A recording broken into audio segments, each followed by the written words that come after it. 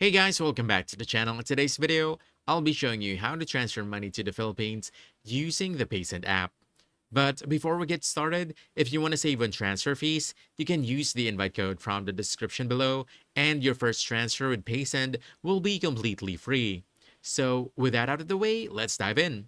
First, you want to download and install the Paysend app from the App Store or Google Play Store. Once done, just simply open it up.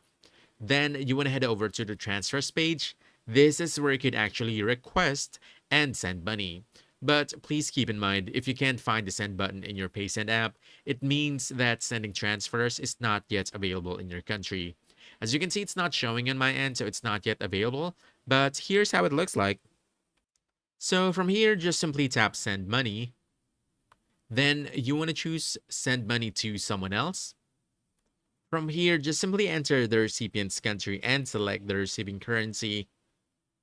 Then choose how your recipient will receive the money. So it could be through a bank account, a card account, or even a mobile wallet, GCash.